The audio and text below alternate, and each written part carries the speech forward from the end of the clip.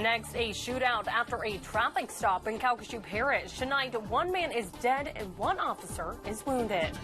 And the wildfires are still burning in southwest Louisiana, but tonight there's good news.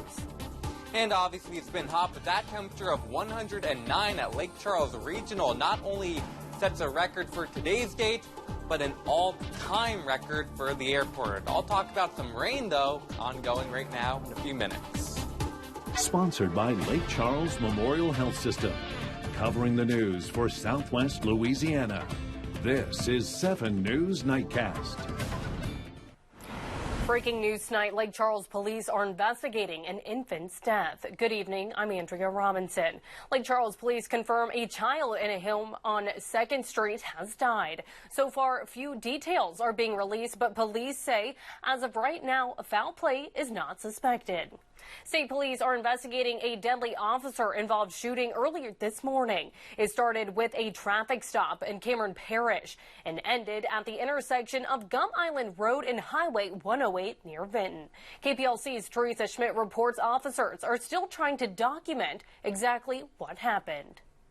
It started as a traffic stop. If anyone has information, pictures, or videos, they are asked to share it with Louisiana State Police. So far, police are not releasing the names of the dead man or injured officer. New tonight, 4 juveniles escape from a facility in Bunkie, including one from Calcasieu Parish. 2 were captured, but 2 remain at large, including the 16-year-old from Calcasieu Parish and a 15-year-old from Grant Parish. Let's bring you up to date on the various wildfires still burning around southwest Louisiana. We'll start with the big one, the Tiger Island fire in Beauregard Parish. It's burned tens of thousands of acres since it started about a week ago. The good news tonight, the evacuation order for the town of Maryville has now been lifted. And the situation has improved in Vernon Parish. We're told all the mandatory evacuations have been lifted. All Vernon Parish schools will be open tomorrow. A woods fire ignited this afternoon in Westlake in the area of LA 379 near Independence Road. The portion of the fire near Sassaw is out, but another portion jumped J. Clovis Road due to strong winds from tonight's storm.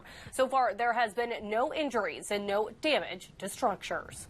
This evening, firefighters are telling us the Regal Road fire near Longville and Beauregard Parish has flared up again. At last word, the winds are pushing it southeast. As we mentioned, the biggest fire in our area is in the past week is the Tiger Island fire. KPLC's Haley Jefferson has the latest from Maryville. The Tiger Island fire. And again, the mandatory evacuation order for the town of Maryville has been lifted. Time now for your first alert weather forecast. Wildfires in southwest Louisiana have created a need for shelter when it comes to pets. In Beauregard Parish, animals were evacuated overnight from the Beauregard Covered Arena to Burton Coliseum in Lake Charles. And with the help of the community, there has been progress. KPLC's Amos Sierbo visited the Beauregard Parish Sheriff's Office Animal Control, where more displaced animals are being housed. If they can't get out fast enough, The Beauregard Parish School Board issued an update for schools affected by the current Tiger Island wildfire. All DeRidder schools, along with Maryville High School and Singer High School, will be virtual instruction tomorrow. For the latest on schools evacuations and everything related to the wildfires, log on to KPLCTV.com and the 7 News mobile app. Next, do you have unused gift card vouchers or stored credit? The stats say about half of you do. Tips on not letting that money go to waste on tonight's Watching Your Wallet. And do you remember where you were 3 years ago today? These stories as 7 News Nightcast continues. Nearly half of all Americans have at least one unused gift card, voucher, or store credit just sitting there collecting dust. And this Watching Your Wallet consumer investigator, Rachel Pumpa, finds out how much money is going unspent and talks to an expert about why this could help you bust inflation. Tonight, tips on dealing with the rising cost of college as 7 News Nightcast continues.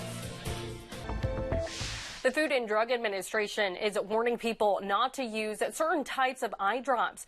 The agency says it has recalled Dr. Burns' MSM drops 5% solution in Light Eyes MSM eye drops over contamination issues. The FDA says the eye drops could contain potential bacterial contamination, fungal contamination, or both.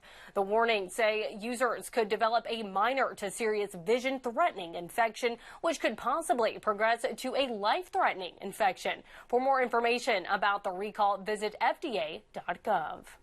Many families are moving their kids into college dorms and deciding how they will financially manage college life for their very first time. Over the past 2 decades, college costs have risen 3 times the rate of inflation. Sydney Long reports tonight on how to navigate a brand new chapter and an expensive one.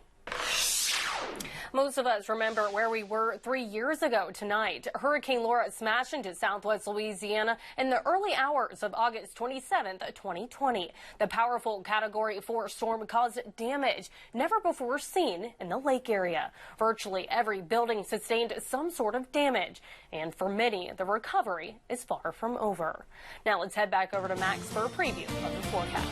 Now, your first alert weather with meteorologist Max Lagano. 90s rather than the triple digits. Yeah, that's definitely a little bit of relief for us hitting those triple digits almost every day this past week. Oh, yeah, we'll take it. Oh, yeah, definitely. Thanks, Max. Coming up, the New Orleans Saints were in action for their final preseason game. We'll have highlights next in sports.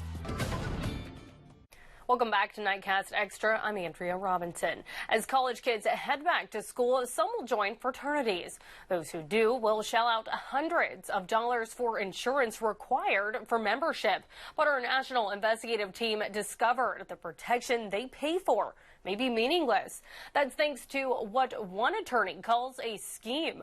While not all national fraternities operate this way, national investigative reporter Joyce Sturman discovered many are able to shift liability for hazing and alcohol incidents back onto fraternity members. There are questions about how well-informed fraternity members are about insurance coverage. Exclusions related to hazing and alcohol, although some documents we've seen do inform members they could lose coverage. It's often buried deep in the materials they're given, and it's left in the hands of the chapter to distribute those materials and make sure they're informed at annual meetings. 3 people were shot dead inside a store Saturday by a gunman who police say acted on a disgusting ideology of hate. Jacksonville Sheriff T.K. Waters says all 3 victims, 2 men and 1 woman, were black. He said the shooter, a white man in his early 20s, first tried to enter a historically black university in Jacksonville, but was turned away by security. He then put on tactical gear before opening fire outside of a nearby Dollar General. Rob Kirkpatrick has the latest. 3 U.S. Marines were killed in an aircraft crash off the coast of Australia Sunday. A total of 23 Marines were on board the Osprey aircraft when it went down on Melville Island just after 9 a.m. Officials said they had been flying in support of a routine training exercise. 5 other Marines were transported to a hospital in serious condition. The cause of the incident is under investigation. This just into our newsroom. Simpson High School in Vernon Parish will be closed tomorrow due to a power outage. The rest of Vernon Parish schools will be open. Now let's head back over to Max for a check on our weather. This year, stadium lights will shine on a pair of females who are putting on pads to hit the gridiron. 2 girls at Mount Com Middle School in Mercer County, West Virginia, are breaking barriers by playing full contact football. Rob Castillo reports. Next, Max has one last check of the forecast. Stay with us. Well, as we wake up tomorrow, temperatures going to range anywhere between the middle to upper 70s or 80s if you're along the immediate coast. And like we saw today, we could see a couple scattered showers and storms in the afternoon, maybe Tuesday closer to the coastline before drier air works in by Wednesday and Thursday. But again, a little bit of good news here. At least our temperatures will be nowhere near as hot as what we saw today. Andrea? All right, Max, I'm looking forward to those cooler temperatures.